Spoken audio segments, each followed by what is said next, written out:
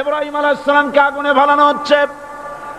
হযরত জিবরাইল বলেন, ইব্রাহিম তোমাকে আগুনের ভিতরে ফেলানো হতেছে, আমার কাছে সাহায্য চাও, আমি তোমারে বাঁচায় দেব। হযরত ইব্রাহিম আলাইহিস সালাম তিনি বললেন, জিবরাইল আমার পরীক্ষা চলতেছে, আমাকে ডিস্টার্ব করো না, আমি তোমার কাছে সাহায্য কেন চাইব? আমি তো এমন কোন অন্ধ আল্লাহর ইবাদত করি না যিনি তার বান্দার দুঃখ দুর্দশা নিজের চোখে না দেখেন। ইব্রাহিম আলাইহিস সালাম আগুনের ভিতরে পড়ে গেলেন। আল্লাহ রাব্বুল আলামিন আগুনের প্রতি নোটিশ করে দিলেন, ইয়া নারু কুনি বারদাও ওয়া সালামান আলা ইব্রাহিম। আগুন আমার ইব্রাহিমের জন্য শান্তিদায়ক, ঠান্ডা হয়ে যা। ইব্রাহিম আলাইহিস সালাম জ্বলছেন, পুড়ে গেছেন। নমরুদ তার প্রাসাদের ছাদে বসে ইব্রাহিম আলাইহিস সালামের পোড়া দৃশ্য দেখে আনন্দ করবে, আগুনের দিকে তাকায় দেখে ইব্রাহিম আরামে বসে আছেন। পোড়া তো দূরের কথা, জামাও পড়ে নাই। ও ডাক দিয়া বলে, রে আগুন, গোটা জাতি নিয়ে তোর পূজা করলাম, আমার দুশমন কেন জ্বালাইতে পারিস না? তোর জ্বালানো শক্তি কি নষ্ট হয়ে গেছে নাকি? আগুনের ভিতর থেকে আওয়াজ বেরিয়ে এলো, নমরুদ আমার ভিতরে দাহ্য শক্তি, জ্বালানো শক্তি আছে কি নাই যদি প্রমাণ করতে চাও, টেস্ট করতে চাও, তুই নিজে আয়, তোরে সুদ্ধা তাম দুনিয়া জ্বালাই দিতে পারি, ইব্রাহিমের এক গাছা পশম জ্বালাইতে পারি না। বিশ্বকবি আল্লামা ইকবাল কি সুন্দর করে বলেছেন, আজ ভি হো জু ইব্রাহিম কা ইমা पैदा आग कर सकती है एक अंदाज़े गुलिस्तां पैदा। ইব্রাহিমের ঈমান যদি আজও কোথাও হয় বিদ্যমান, করতে পারেন অগ্নিকুণ্ডে খুবসুরত এক গুলিস্তান। এখনো যদি ইব্রাহিমের সন্তানদেরকে আগুনের মধ্যে ফেলে দেওয়া হয়, আর ইব্রাহিম ঈমান যদি থাকে, আগুনকে ফুলের বাগান বানাবার ক্ষমতা আল্লাহর আছে। চিরকাল আল্লাহ পাক এই কালেমাকে দিয়েছেন আল্লাহর সার্বভৌমত্বকে প্রতিষ্ঠা করার জন্য। আয়াতুল কুরসি শুধু পড়ে বুকে ফু দেওয়ার জন্য নয়। পড়েন আমার সাথে, আল্লাহু লা ইলাহা ইল্লাহু আল হাইয়ুল কাইয়্যুম। দুনিয়ার সমস্ত পয়গম্বর অত্যাচারিত হলেন, শুধু তাই নয়, বিশ্ব নবী আখেরি জামানার পয়গম্বর নবী মুহাম্মদ রাসূলুল্লাহ সাল্লাল্লাহু আলাইহি ওয়াসাল্লাম জাতির কাছে আসলেন। তিনি এসে বললেন, ইয়া আইয়ুহান নাস কুলু লা ইলাহা ইল্লাল্লাহ। প্রথম দাওয়া শুনছেন কথা? রাসূলুল্লাহ বলছেন, ও জাতি, আমার রাসূল তো মক্কার রাসূল না শুধু, মদিনার রাসূল না শুধু, আরবি ভাষা ভাষীদের রাসূল না শুধু, আমার নবী কি নবী? চিল্লায় বলেন। তাই তিনি বলেছেন, ও বিশ্বের মানবতা, বিশ্বের মানব গোষ্ঠী, যদি মুক্তি পেতে চাও, নাজাত পেতে চাও, উচ্চারণ করো, বিশ্বাস করো, আমল করো, বলো লা ইলাহা ইল্লাল্লাহ। জোরে পড়েন, লা ইলাহা ইল্লাল্লাহ। বলল, আবু তালেব, তুমি তো কুরাইশদের নেতা, তোমার ভাইয়ের ছেলে কয়টাই কি? কি আশ্চর্যজনক কথা! লা ইলাহা ইল্লাল্লাহ, আল্লাহ ছাড়া কোনো ইলাহ নাই, তা আমরা করবো কি? তোমার ভাতিজাকে বুঝাও লা ইলাহা ইল্লাল্লাহর দাওয়াত বন্ধ করে দিক, এর বিনিময়ে টাকা লাগে টাকা দেব, সোনা লাগে সোনা দেব, যত সুন্দরী মেয়ে চায় তাও দেব, নেতৃত্ব চায় তাও দেব, তবু যেন কালেমার দাওয়াত না দেয়। আসিনে কা হাদিসে আছে কিনা? নবীজি যখন বাড়ি ফিরলেন, চাচা আবু তালেব নিজের কলিজার টুকরা সন্তান হযরত জাফর আলীর চাইতে তিনি ভালোবাসতেন কলিজার মতো করে মুহাম্মদ সাল্লাল্লাহু আলাইহি সাল্লামকে।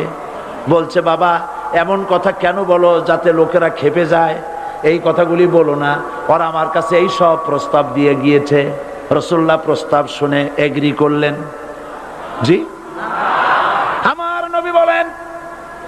ও আমার চাচা আবু তালেব, প্রস্তাবকারীদেরকে শুনিয়ে দিন। হুজুরের সাথে তখন অনেক লোকজন নাকি, অনেক অস্ত্রপাতি, কিচ্ছু নাই, আল্লাহর শক্তি ছাড়া কিছুই না। আমার নবী বলেন, ও আমার চাচা আবু তালেব, প্রস্তাবকারীদেরকে শুনিয়ে দেন।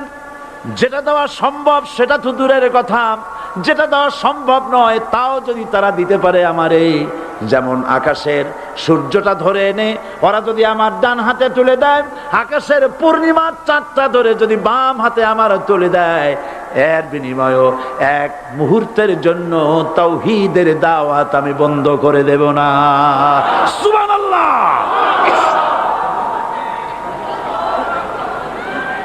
রাসূল করিম সাল্লাল্লাহু আলাইহি ওয়াসাল্লাম তাদের এই প্রস্তাবকে যখন গ্রহণ করলো না, কাফেরেরা বুঝলো। আমি আগেই বলেছি 3 শ্রেণীর লোক বাধা দিয়েছে। কয় শ্রেণী? প্রথম শ্রেণী কি? রাষ্ট্র শক্তি, তাদের হাতে অস্ত্রপাতি তো খুব শক্তি। আর যারা একবার ক্ষমতায় যায়, ওরা মনে করে এই ক্ষমতা থেকে আমাদেরকে কেউ নামাইতে পারবে না। শুরু হয়ে গেল অত্যাচার, শুরু হয়েছে না? হযরতে সুমাইয়া রাদিয়াল্লাহু তাআলা আনহা কি নির্মম ভাবে, নিষ্ঠুর ভাবে তাকে শহীদ করা হলো। খাব্বাব, হুবাইব, হযরতে খাব্বাব রাদিয়াল্লাহু তাআলা আনহুকে দেখে হযরত ওমর একদিন বলছিলেন, খাব্বাব তোমার পিঠে এত গর্ত কেন? এত গর্তওয়ালা পিঠ আর এত চিকুন কোমর আমি তো জীবনেও দেখিনি। হযরতে খাব্বাব বলেছেন, ওমর জানো না, ইসলাম কবুল করার অপরাধে, কালেমা পড়ার অপরাধে কাফির বেঈমানেরা আমাকে মারধর করেছে। যখন আমি তাদের মারে কালেমা ছাড়ি নাই, তখন আগুন জ্বালায়া আগুনের আংটার উপরে, আংটা আগুনের উপরে আমি যেন নড়াচড়া করতে না পারি, সেজন্য আমার বুকের উপরে পাথর চাপা দিয়া রেখেছে। আগুনে গোশত পুড়ে পুড়ে আগুন ভিতরে ঢুকেছে, গায়ের আগুনগুলো নিবেছে। ওই পিঠে যে গর্ত হয়েছে আজও পর্যন্ত সেই গর্ত মিটে যায় নাই। হযরতে খাব্বাব রাদিয়াল্লাহু তাআলা আনহু বলছেন, বুখারী শরীফে হাদিসে ভাবে এসেছে, ওয়ান খাব্বাব বিনুল আরিত রাদিয়াল্লাহু তাআলা আনহু আন্নাহু ক্বাল শাকাউনা ইলা রাসূলিল্লাহ সাল্লাল্লাহু আলাইহি ওয়াসাল্লাম ওয়া হুয়া মুতাওয়াসসাদুন বুরদাতুন লাহু ফি জিল্লিল কাবা। আমি গেলাম রাসূলুল্লাহর কাছে, যে দেখি হুজুর বাইতুল্লাহ শরীফের ছায়ায় আরাম ফরমাচ্ছেন।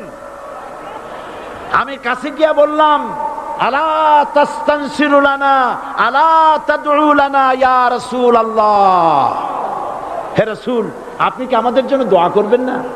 আপনি কি আমাদের জন্য আল্লাহর কাছে সাহায্য প্রার্থনা করবেন না? মার খেয়ে খেয়ে তো শেষ হয়ে গেলাম। শুনতেছেন আপনারা? আল্লাহর নবী উঠে বসলেন, বললেন, খাব্বাব শোনো, তোমাদের আগে যারা এই পৃথিবীতে এসেছিলেন দ্বীনের দাওয়াত দেওয়ার জন্য, সমকালীন রাষ্ট্র শক্তি তাদেরকে ধরতো, ফায়ুখাজুর রাজুলু ফায়ুহফারু লাহু ফিল আরদ, তার জন্য তারে ধরে নিয়ে মাটির মধ্যে গর্ত করত, ফায়ুজআলু ফিহা, এরপরে সেই গর্তের ভিতরে তাকে কোমর পর্যন্ত গেড়ে দিত। সুম্মা ইউতা বিল মানশার, এরপরে করাত আনা হতো, ফায়ুদাউ আলা রাসিহি, এতো ফায়ুজআলু নিসফাইন, এরপরে করাত দিয়া চিরিত করে ফেলে দিত। মা ইয়াসুদ্দুহু যালিকা আন দীনি, এত কষ্ট দেওয়ার পরেও, এত জুলুম করার পরেও দ্বীনের দায়ীদেরকে এক চুল পরিমাণ আল্লাহর রাস্তা থেকে তারা সরাই দিতে পারে নাই। ওয়াল্লাহি, ও খাব্বাব আমি আমার আল্লাহর নামে কসম করি। মুসলমান কে কসম করতেছে? আল্লাহ রাসূল। আমি আমার আল্লাহর নামে কসম করি, ওয়াল্লাহি লা ইউতাম্মান্নাল্লাহু হাযাল আমর হাত্তা ইয়াসির রাকিবু মিন সানা ইলা হাযরামাউত। সেদিন বেশি দূরে নয়, ইয়েমেনের রাজধানী সানা থেকে শুরু করে সৌদি আরবের হাযরামাউত পর্যন্ত হাজার হাজার মাইল এই দীর্ঘ পথে যুবতী নারী তার সৌন্দর্যের পশ্চা নিয়া, আর ধনাঢ্য ব্যক্তিরা সওদাগরেরা তাদের টাকা পয়সা নিয়া একাকে নিয়ে অথবা দলবদ্ধ ভাবে মানুষেরা যাতায়াত করবে। লা ইয়াখাফু ইল্লাল্লাহ, মানুষের মনের মধ্যে কোনো ভয় থাকবে না।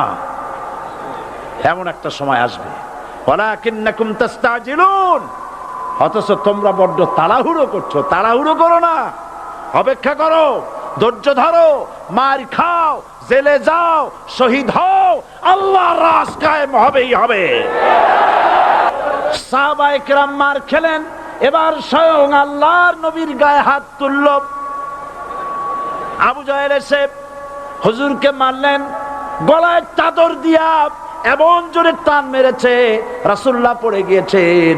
হাদিসে এসেছে হুজুরের চোখ মোবারক ঠিকরে পড়ে যেতেছে, চেহারা মোবারক লাল হয়ে গিয়েছে, জমিনের উপরে আছাড় মেরে ফেলেছে। রাসূলের এই অবস্থা দেখে হযরতে হামজা তখনও কাফের ছিলেন, শিকার থেকে এসে তিনি এই দৃশ্য দেখলেন, দাসীর মুখে শুনলেন, ছুটে চলে গেলেন আবু জাহেলের বাড়িতে।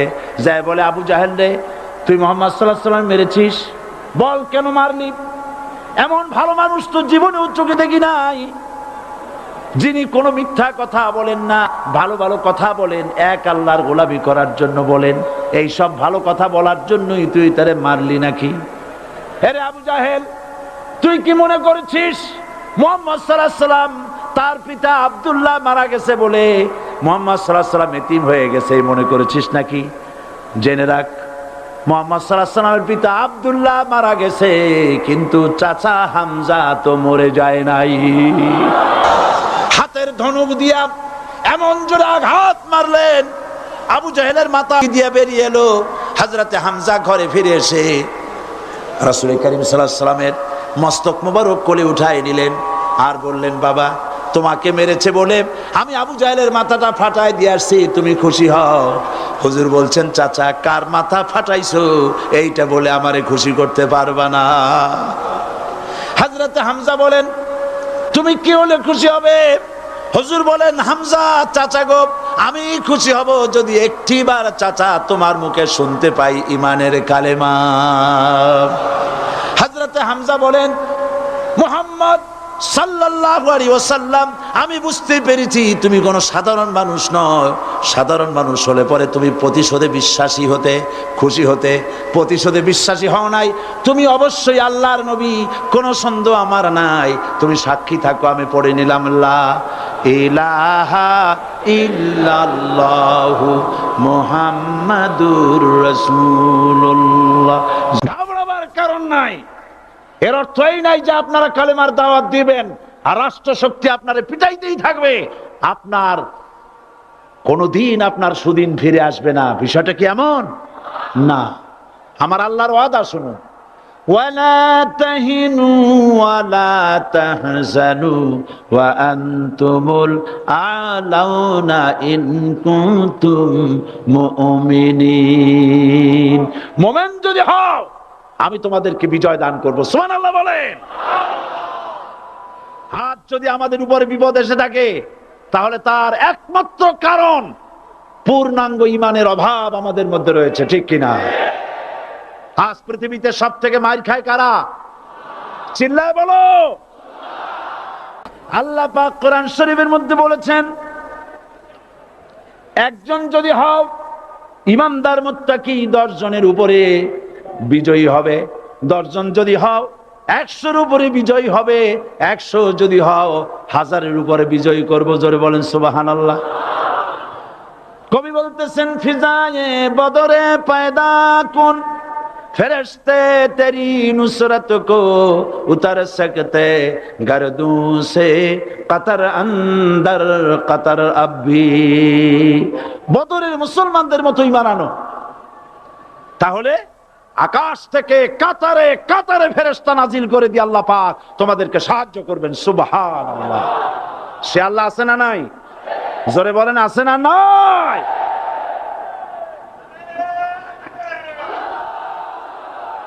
সেই আল্লাহ রাব্বুল আলামিন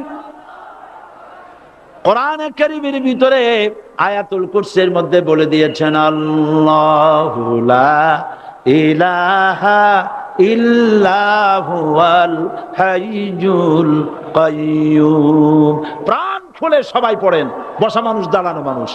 আল্লাহু লা ইলাহা ইল্লাহুল হাইয়ুল কাইয়্যুম। আল্লাহ রাব্বুল আলামিন, তিনি ছাড়া কোনো ইলাহ নাই, তিনি সার্বভৌমত্বের মালিক, কেউ নাই আল্লাহ ছাড়া। এই কথা মানুষকে ঘোষণা করতে হবে। বাধা, এই কথা বললেই বাধা দেবে কয় শ্রেণীর লোক? 3 শ্রেণী। প্রথম শ্রেণী হচ্ছে কে? রাষ্ট্রশক্তি। আজও তারা বাধা দিচ্ছে। আল্লাহর আইন দিয়ে দেশ চালাও, তারা তাদের মন মর্জি মোতাবেক আইন দিয়ে দেশ চালাবে। আল্লাহ পাক বলছেন আলা আলাহুল খালকু ওয়াল আমরু, সৃষ্টি যার, আইন চলবে তা। কারো বাবার আইন চলতে পারে না, নিজেদের তৈরি করা আইন চলবে না। ইনিল হুকমু ইল্লা লিল্লাহ, একমাত্র আইন চলবে কার? এই আইন রাসূল করিম সাল্লাল্লাহু আলাইহি ওয়াসাল্লাম মদিনায় কোরআন দিয়ে প্রতিষ্ঠিত করেছিলেন। আল্লাহর বিধান, আল্লাহর সার্বভৌমত্ব কায়েম করেছিলেন। কোরআন সংবিধান হলো, চুরি বন্ধ হলো, ডাকাতি বন্ধ হলো, জেনা বন্ধ হলো, হত্যা বন্ধ হলো, ধর্ষণ বন্ধ হলো, সব কিছু বন্ধ হয়ে গিয়ে মুসলমানেরা শান্তি লাভ করলো, পৃথিবীর মানুষ শান্তি লাভ করলো। সুবহানাল্লাহ বিহামদিহি। আজ মুসলমানেরা শত্রু চেনে না, বন্ধু চেনে না। বন্ধুকে বানায়েছে শত্রু, শত্রুকে বানায়েছে বন্ধু। কে বন্ধু কে শত্রু চিনাই দিবেন কে? আল্লাহ। বলেন কে দিবেন? আল্লাহ রাব্বুল আলামিন কোরআনে কারীমের মধ্যে পরিষ্কার করে বলেছেন লাতাজিদান্না শাদ্দান নাসি আদাওয়াতান লিল্লাযীনা আমানুল ইয়াহুদা ওয়াল্লাযীনা আশরাকু। আল্লাহ পাক বলছেন, হে রাসূল, মানুষের ভিতরে 2টা শ্রেণী মুমিনদের জন্য সব থেকে জঘন্য দুশমন। কয়টা শ্রেণী? পূজা পার্বণে বাধা আছে? পূজা পার্বণে বাধা নাই। বাধা কোথায়? কোরআন শরীফের তাফসীর মাহফিলে। কোরআনের তাফসীরের মাহফিলে বাধা দেওয়া হচ্ছে। গান বাজনায় 144 ধারা নাই, কিন্তু কোরআন শরীফের মাহফিলে 144 ধারা দেওয়া হচ্ছে। যারা দিচ্ছে তারা আবার ওমরাও করে, হজও করে। ওরা আমাদের বলে আমরা নাকি ধর্মের নামে রাজনীতি করি, বলে না? আমরা নাকি ধর্মের নামে রাজনীতি করি। আমি বলি ধর্মের নামে আমরা রাজনীতি করি না, আমরা ধর্মীয় রাজনীতি করি। কথাটা বুঝে আসছে কিনা? ধর্মের নামে রাজনীতি তো সেই ব্যক্তি করে 1996 সনের নির্বাচনের আগে যিনি মাথায় পট্টি বেঁধেছিলেন, যিনি শপথ গ্রহণের সময় হাতে তসবিহ পরেছিলেন। ধর্মের নামে রাজনীতি তিনি করেছেন। আজ অনেকগুলি ডিগ্রি পেয়েছেন তিনি, অনেকগুলি ডিগ্রি পেয়েছেন। কয়টা? মুখস্থ হয়ে গেছে আপনাদের। শকুনেরা, শকুন যদি গরুর গোশত কিনে খাওয়া লাগতো, 80 টাকা কেজি দরে শকুনে এত গোশত কিনে খাইতে পারতো না। লেখাপড়া করে যদি ডিগ্রি নেওয়া লাগতো, এত ডিগ্রি কপালে জুটতো না। পয়সা দিয়া ম্যানেজ করা ডিগ্রি, কিন্তু 9টা নিলে কি হবে? আসল ডিগ্রিটা এখনো বাকি আছে। আসল ডিগ্রি কোনটা? নির্বাচনের আগে পট্টি বেঁধে তসবিহ নিয়ে গোটা জাতিকে যে সফলভাবে প্রতারণা করতে আপনি পেরেছিলেন মহা প্রতারক হিসেবে, সেই ডিগ্রি আগামী নির্বাচনের মোক্ষম সময় জনগণ আপনার গলায় পরায় দেবে।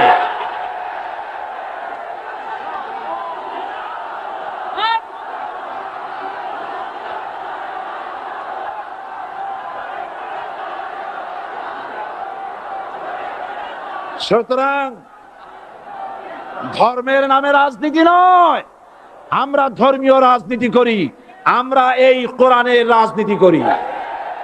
এই কোরআন নিয়ে বাঁচতে চাই, এই কোরআন নিয়ে মরতে চাই, এই কোরআন থেকে আমাদেরকে বিচ্ছিন্ন করতে চায় কাফের, বেঈমান, মুশরিকেরা। যারা যেখানে দাঁড়িয়েছেন বসুন। তিন শ্রেণীর লোকেরা আল্লাহর কালেমায় বাধা দিয়েছে। কয় শ্রেণী?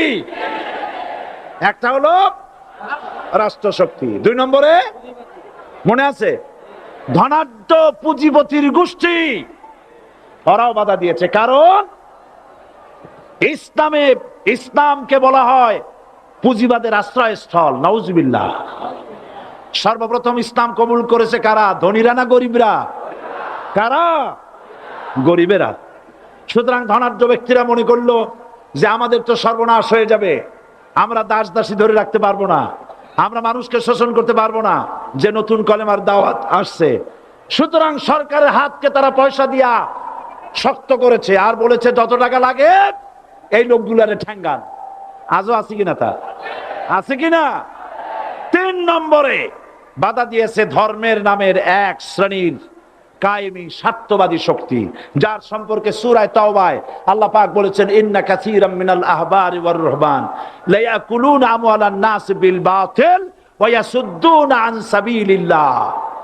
ইহুদি আহলে কিতাবদের মধ্যে এক শ্রেণীর বুজুর্গ ধরনের লোক, দরবেশ জাতীয় লোক, যারা নাকি মানুষের সম্পদকে বাতিল পন্থায় ভক্ষণ করে, ওয়াসুদ্দুনা আন সাবিলিল্লাহ, এবং আল্লাহর রাস্তায় চলার জন্য মানুষকে বাধা প্রদান করে। এত বড় বিশাল মাহফিলে আপনি দাঁড়ায়া কোন মানুষকে কষ্ট দিবেন না, জায়েজ নাই। মুসলমানদেরকে কষ্ট দেওয়া কবিরা গুনাহ। বুঝতে পেরেছেন? যে যেখানে দাঁড়িয়েছে আপনারা বসা মানুষেরা তাদেরকে বসায় দেন। সুতরাং এই কালেমার দাওয়াত যখন হযরতে মুসা আলাইহিস সালাম দিলেন, ফেরাউন বলল আমি তো জানি না যে আমি ছাড়া আরো কোন ইলাহ আছে, আইনদাতা তো আমি, তুমি নতুন কোথা থেকে আইনদাতা নিয়ে আসছো? ফেরাউন বলছে দেখো, আমারে বাদ দিয়া যদি অন্য কাউকে ইলাহ বলে তুমি মানো আর সেই শিক্ষা যদি যে জাতিকে দাও, তাহলে আমি তোমাকে ধরে লাআজআলান্নাকা মিনাল মাসজুনিন, আমি তোমাকে কারারুদ্ধ করব, আমি তোমাকে জেলখানায় ঢুকিয়ে দেব। রাষ্ট্রশক্তি প্রথম বাধা দিল কারা? বলেন সবাই। সেই বাধা কি ওখানে শেষ হয়েছে না এখনো আছে? আছে কিনা জোরে বলেন। আমি তোমাকে জেলখানায় ঢুকাবো। হযরতে মুসা আলাইহিস সালাম বলেন ফেরাউন রে, জেলের ভয় আমি করি না, আমাকে জেলের ভয় দেখায়া লাভ নাই, আমি আল্লাহ পাকের পয়গম্বর হযরতে মুসা আলাইহিস সালাম। ফেরাউনের দলবল আছে, লোক লস্কর আছে, তার অস্ত্রের অভাব নাই। আল্লাহ রাব্বুল আলামিন মুসা আলাইহিস সালামের কাছে একটা অস্ত্র দিয়া দিলেন। দিছিলেন কিনা? আল্লাহ পাক হযরত মুসা কি বলেছেন? ওয়া মা তিলকা বিয়ামিনিকা ইয়া মুসা, মুসা রে তোমার হাতে ওটা কি? মুসা আলাইহিস সালাম বললেন এটা লাঠি। আল্লাহ পাক বললেন ফেলে দাও লাঠি। লাঠি ফালায় দিলেন। কি হয়ে গেল? হিয়া হাইয়াতুন তাসআ, লাঠি হয়ে গেল। এখন লাঠি পড়ে সাপ হয়ে গেল। সাপ দেখে নবী হোক, ওলি হোক, সাহাবী হোক আর আলেম হোক, সাপ দেখলে ভয় করে না মানুষের? মুসা আলাইহিস সালাম ভয় পাইছে। আল্লাহ রাব্বুল আলামিন হযরত মুসাকে শোনায় দিলেন, খুযহা ওয়া লা তাখাফ সানুঈদুহা সিরাতাহাল উলা,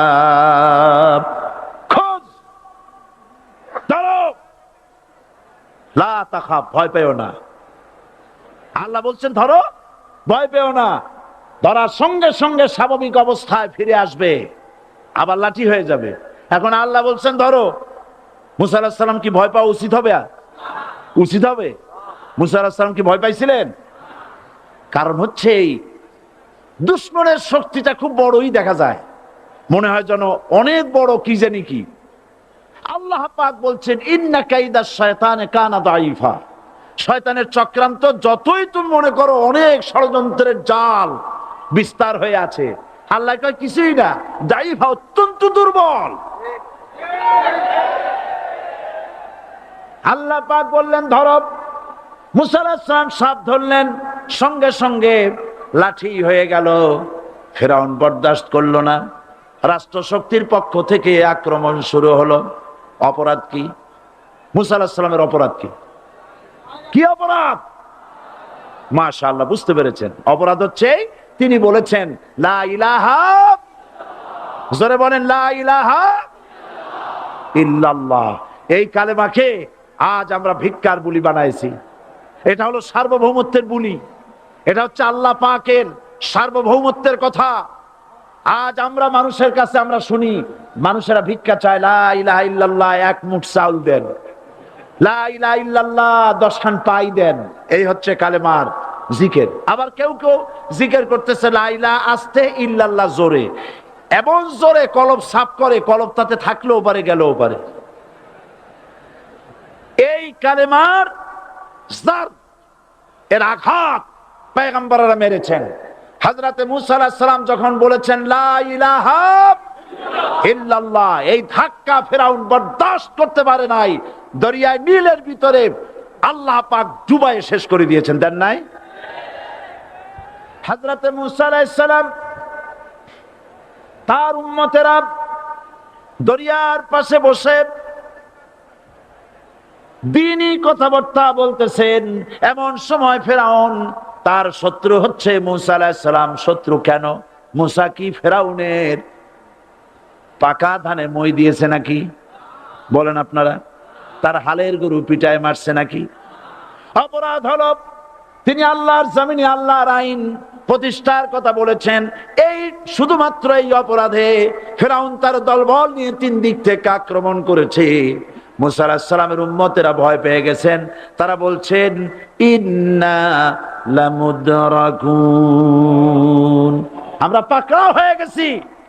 3 দিকে সারাশি আক্রমণ, 3 দিকে শত্রু, একদিকে দরিয়া, পালাবার রাস্তা আছে? হযরত মুসা আলাইহিস সালাম ভয় পেয়ে গেলেন, সারেন্ডার করলেন না।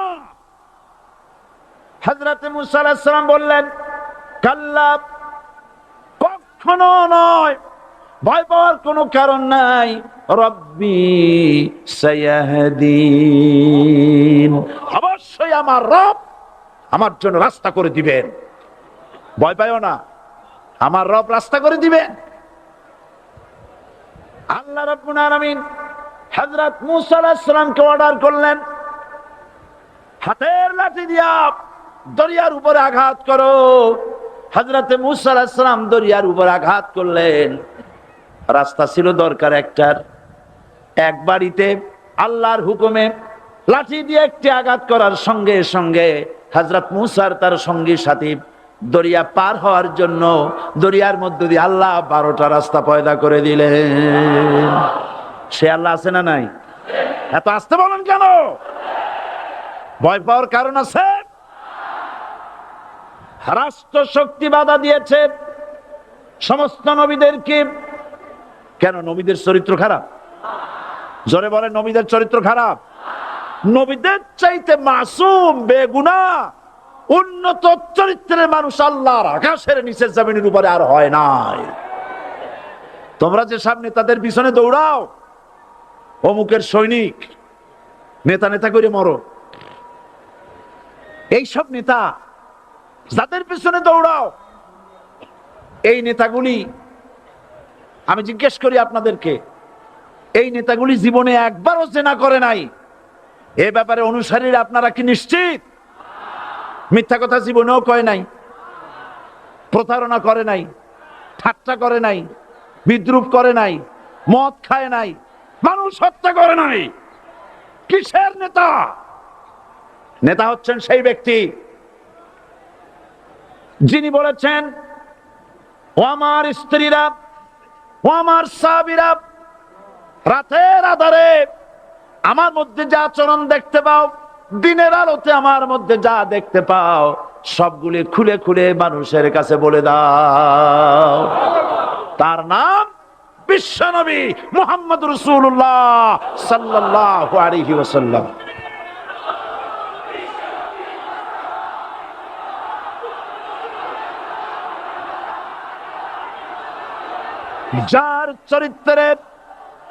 যার চরিত্রের সার্টিফিকেট আল্লাহ রাব্বুল আলামিন নিজে দিচ্ছেন, ওয়া ইন্নাকা লাআলা খুলুকিন আযীম। নবী হে, উন্নত চরিত্রের উপরে আপনি প্রতিষ্ঠিত। সুবহানাল্লাহ। কে সার্টিফিকেট দিচ্ছেন? আযীম, আযীম। আরবিতে চওড়াকে বলা হয় আরিদ, গভীরতাকে বলা হয় আমিক। কত প্রশস্ত, যা মাপার কোনো ফিতা নাই, কত গভীর, যা মাপার কোনো যন্ত্র নাই, এইটাকে আরবিতে বলা হয় আজিম। সুবহানাল্লাহ বলতে ইচ্ছে করে না? ও নবী, তোমার চরিত্র এমন যা মাপার মতো যন্ত্র পৃথিবীতে নাই। এই সার্টিফিকেট দিলেন কে? সমস্ত নবীরাই চরিত্রবান, নবীরা মাসুম, বেগুনাহ। সুবহানাল্লাহ বিহামদি। সেই নবীরা মার খান নাই? খেয়েছেন কিনা বলেন? কারা মেরেছে? রাষ্ট্র শক্তি। কারা মেরেছে? কারণ নবীরা বলেছেন লা ইলাহা ইল্লাল্লাহ। পড়েন সবাই, লা ইলাহা ইল্লাল্লাহ। আপনিও যদি নবীদের মতো, সাহাবীদের মতো বুঝা এই কলেমার দাওয়াত দেন, বাধা আসবেই। বোঝাবুঝির ব্যাপার, বুঝতেই সারলো। কত মাহফিল হয় বাংলাদেশে, হয় না? কোনো বাধা নাই, ঠিক কিনা? কত পূজা হয়, পার্বণ হয়, গান হয়, থিয়েটার হয়, গুনাগার বিবির গান হয়, কত কিছু হয়। কোনো বাধা আছে? তাফসীরের মাহফিলে বাধা। কারণ ওরা বুঝতে পেরেছে এ তাফসীরের মাহফিলে গাজীর গীত হয় না, এ তাফসীরের মাহফিলে আল্লাহর সার্বভৌমত্ব কায়েমের আন্দোলন চলে।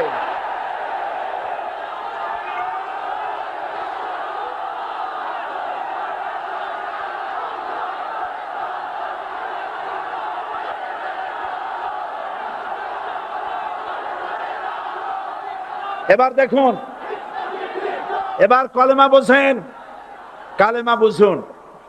বঙ্গভবনের সামনে দাঁড়াইয়া, গণভবনের সামনে দাঁড়িয়ে আপনি যদি কালেমার জিকির করতে থাকেন, লা ইলাহা ইল্লাল্লাহ, লা ইলাহা ইল্লাল্লাহ, লা ইলাহা ইল্লাল্লাহ, লা ইলাহা ইল্লাল্লাহ, 2-1 ঘন্টা, 2-4 ঘন্টা, দেখবেন অফিসাররা এসে বলবে, না জানি কোন খাজা বাবা আসছে, আসেন আসেন, নিয়ে খাইতে দেবে, হাদিয়া দেবে। যেহেতু যিনি পড়তেছেন উনি বোঝেন না কি বলতেছেন, আর যারা দাওয়াত দিয়ে নিয়ে গেল ওরা টের পাই নাই যে কি শুনে দাওয়াত দিতেছে। কিন্তু আপনি যদি বঙ্গভবন, গণভবন, সেক্রেটারিয়েট আর পার্লামেন্ট এর ভিতরে ঢুকে যদি বলেন, কোন মানুষের তৈরি করা আইন মানি না, কোন সরকারের সার্বভৌমত্ব স্বীকার করি না, কারো বিধান মানি না, কারো তৈরি করা আইনের সামনে মাথা নত করি না, আল্লাহ ছাড়া কারো বিধান মানি না, হাদিয়া আসবে, খাইতে দেবে, পকেটে টাকা দেবে, খাওয়াবে এক জায়গায় নিয়ে। কোন জায়গায়? লাল দালান। বোঝাবুঝি। পয়গম্বরেরা দাওয়াত দিয়েছেন আয়াতুল কুরসি, ফরজ নামাজ পড়িয়া দেখছি অনেকেই জামার বুতাম টুতাম খুলিয়া তারপরে জোরে একটা ফু দেন। অসুবিধা নাই, ফু আপনি দেন, কিন্তু কি পড়ে ফু দিচ্ছেন আপনি কি বুঝছেন কিছু? সুবহানাল্লাহ। বুঝলি কি এই চেহারা হয়? এতগুলো মানুষ লাগে নাকি বিপ্লব করতে, কালেমার রস কায়েম করতে? 313 জন মুসলমান যথেষ্ট পৃথিবীতে।